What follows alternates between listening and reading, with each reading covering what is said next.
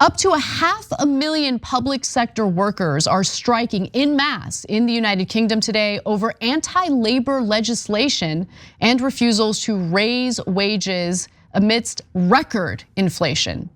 Now, it's the largest strike the United Kingdom has seen in over a decade, and among those striking are, the numbers will blow your mind, especially if you live in the United States. You don't really see action like this.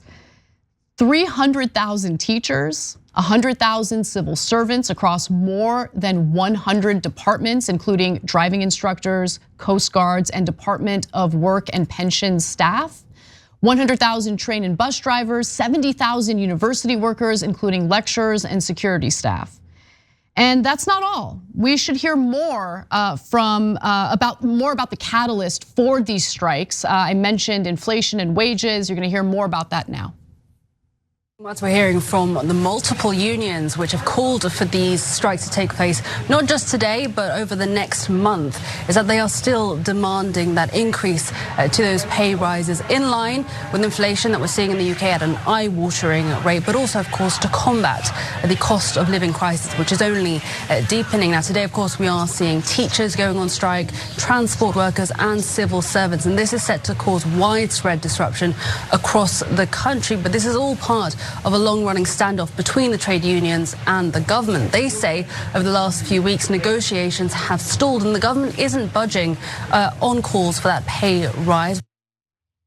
Well, unfortunately, the government is led by conservatives, the Tory party, and there seems to be absolutely no empathy whatsoever for these workers whose wages not only have failed to keep up with inflation, but things got much worse once inflation took off. And of course, as always, anytime there's inflation, the immediate assumption is it has everything to do with workers making too much money, even though wages were not keeping up with inflation prior to inflation really blowing up.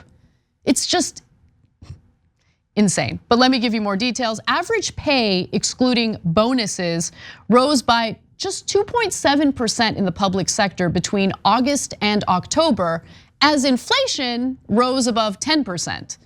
That compared with a 6.9% pay increase in the private sector, according to national statistics. But don't think that they're doing real well in the private sector. While inflation has begun to cool slightly, it remains at historic highs.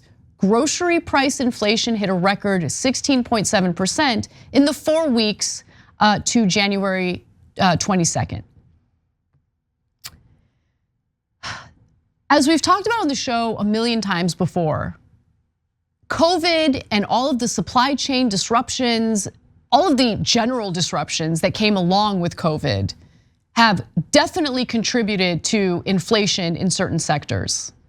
The idea that workers getting paid a little bit more is the problem here is crazy, but that is what conservatives and some corporate Democrats, by the way, here in the United States, people like Paul Krugman are arguing. The National Education Union, Britain's largest education union, says that teachers have experienced at least a 23% real term pay cut. So what that means is you can't just say, oh, someone got a raise.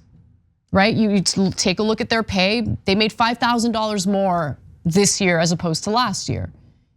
You have to look at real wages that actually take inflation into account.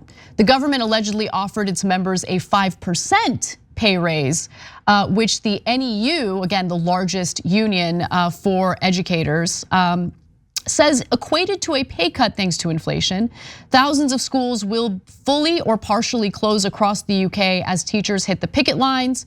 And as these teachers explain, there's a good reason for it. Let's hear from them. On Wednesday, Deborah Piper won't be here. She'll be on the picket line, calling for better conditions for teachers. Fabulous. And a pay rise funded by the government, not taken from her school's budget, as it was last year. That comes out of the children's pockets, that comes out of the children's books. So they've put us in a very precarious situation where we feel really guilty taking the bare minimum as we have. and putting the schools in such dire strait with the budget. So there are two really good reasons that actually I want to go on the march and be counted and say enough. I think if you were to ask the majority of teachers in this country, they would say they were striking for pay, but more importantly for funding for schools, because they are at the front line seeing the cuts and what they're having to deal with without enough money to do it. So many parallels to what we're experiencing here in the United States, but what makes us different is our lack of labor power, the dwindling of unionized work in this country, really beginning in the 1970s, and now a small percentage of jobs in this country are unionized. So when workers want to strike, when workers want to speak out and demand better working conditions or better pay, it's a lot more difficult to do it without the protection of a union, or without a union negotiating your wages on your behalf, which is what you see in Scandinavian countries, what you see with some sectors of the UK's economy. Now, as for university workers, their union joined the strike after a dispute over pay. They say that they had a pay raise of about 3% this year, following over a decade of below inflation pay awards. Now, rail workers are also striking following a long-running dispute over pay, job security, and also working conditions. As you guys all know, our rail workers are also unhappy because they're penalized if they need to take time off due to some sort of emergency, medical emergency, family emergency. But Congress and the White House did step in on behalf of the rail workers, not on behalf of the rail workers, on behalf of their employers, when our government could have stepped in and just demanded that the rail employers provide some time off for the workers, but of course they didn't do that. Now, there are some more strikes planned throughout February and also into March. This next video has some more information on that. The nurses are going on strike again. That's very rare. Even rarer, on February 6th, nurses and ambulance workers will strike on the same day. That is the first time that has ever happened in this country, and it may be the biggest ever industrial action to hit the healthcare system in the United Kingdom. We're also expecting more strikes from teachers, rail workers, and others, including physiotherapists and bus drivers.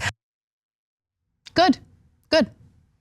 They have something that we don't have here in the United States. I'm envious of that.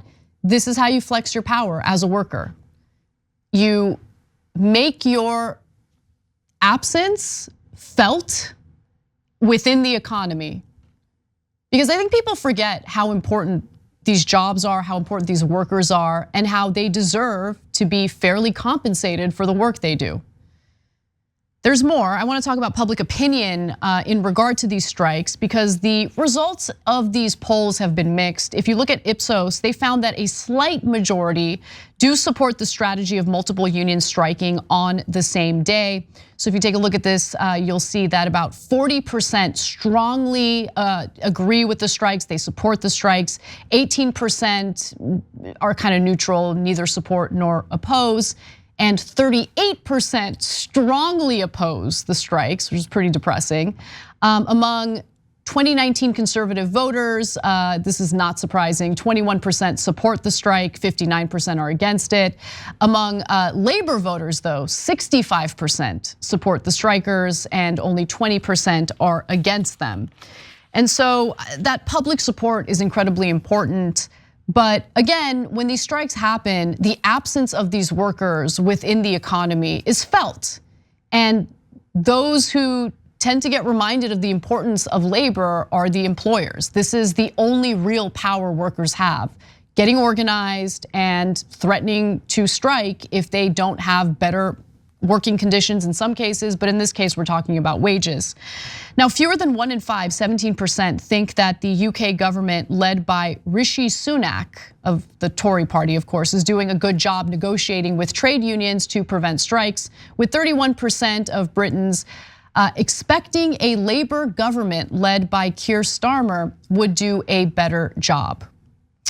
Nonetheless, the government seems to be holding firm so far. Sunak is not interested in conceding at all to the workers here, despite ongoing pressure from workers over pay, Prime Minister Rishi Sunak has said his government will not consider increasing wages. He warned of what he called a wage price spiral, where consumer prices rise in response to higher wages, creating further inflation. So just think about how screwed up the system is, where for decades, workers still were not getting paid enough to keep up with inflation, okay?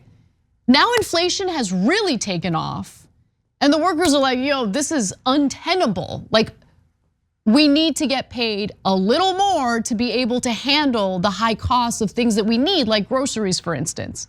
But the argument here, based on what Sunak says, is, yeah, but the thing is, in order for some people living in the UK to be able to afford their groceries, we gotta make sure that another portion of the UK is really struggling and destitute. That's how the system works. It's the best system in the world, ain't it?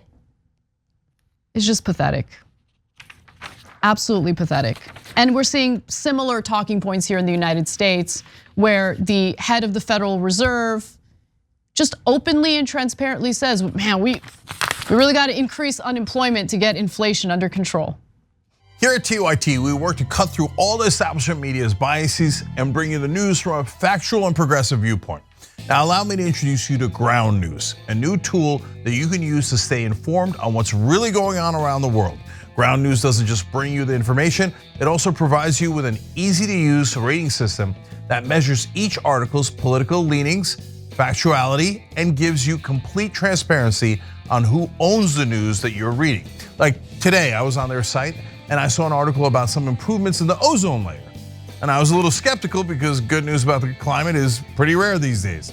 But with over 100 sources originating from an even spread of news organizations, I was confident that what I was reading was true. So score one for Earth. So get the whole picture and break through the corporate media agenda by subscribing to Ground News today.